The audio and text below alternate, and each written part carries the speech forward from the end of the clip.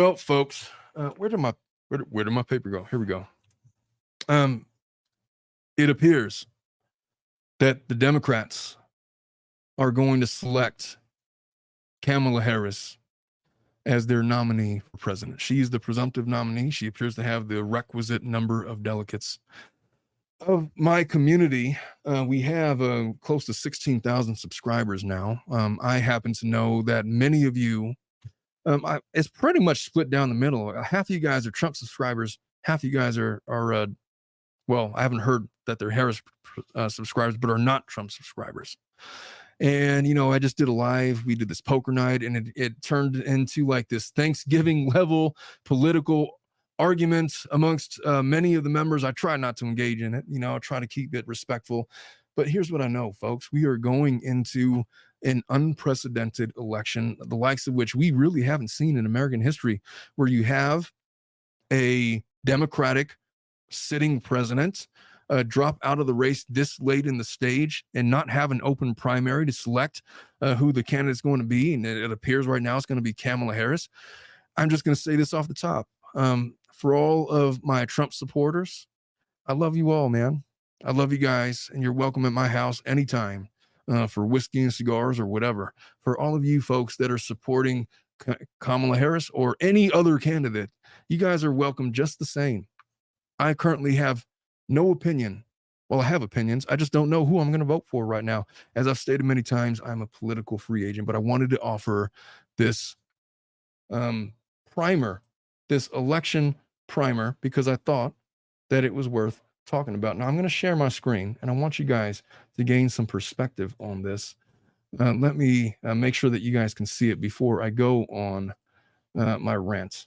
All right. So what we're looking at right now is an image of Earth. That is literally an image of Earth that was taken from Voyager 1 as it sat about 1 billion miles from Earth. And it happened to capture the Earth as this pale blue dot. And it just so happened to capture the Earth suspended in a sun ray. It looks like a literal speck of dust just floating anonymously in the universe. For all of you folks that aren't familiar, Carl Sagan, before there was Neil deGrasse Tyson, before there was all of these other famous rock star astrophysicists, there was Carl Sagan. He passed away around 1996 from, I believe it was pancreatic cancer or some form of cancer, but he gave a speech, not a speech, he wrote basically a poem for humanity. It was one of his dying declarations.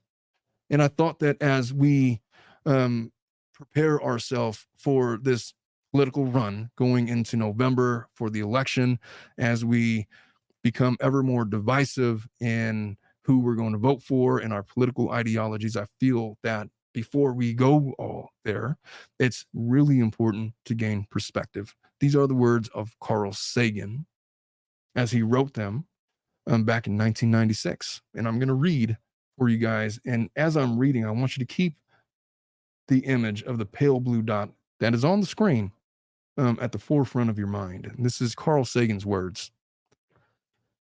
From this distant vantage point, the Earth might not seem of any particular interest, but for us, it's different. Consider again that dot. That's here.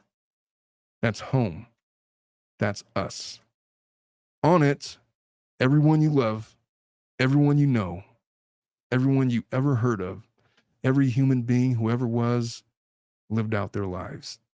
The aggregate of our joy and suffering, thousands of confident religions, ideologies, and economic doctrines, every hunter and forager, every hero and coward, every creator and destroyer of civilization, every king and peasant, every young couple in love, every mother and father, hopeful child, inventor and explorer, every teacher of morals, every corrupt politician, every superstar, every supreme leader, every saint and sinner in the history of our species lived there, on a mote of dust, suspended in a sunbeam.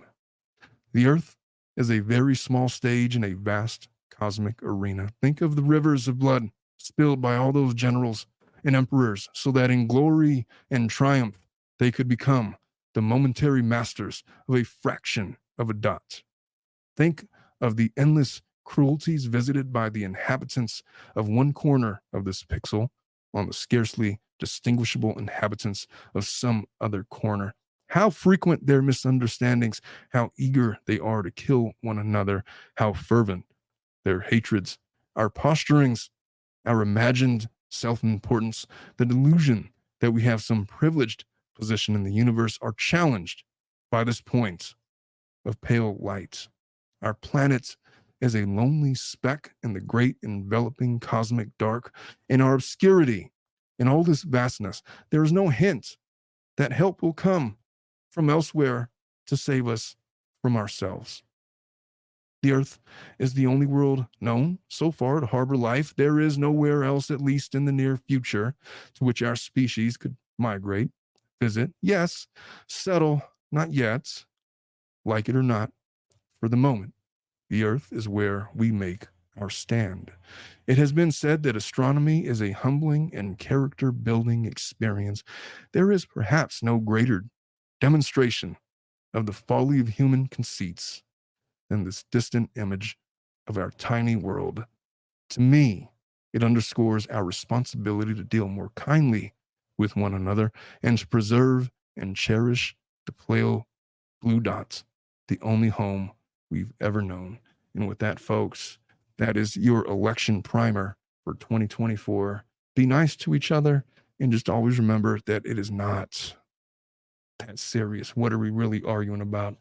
For emperorship of a small segment of a fraction of that pale blue dot right there suspended in a sunbeam. Be nice to each other.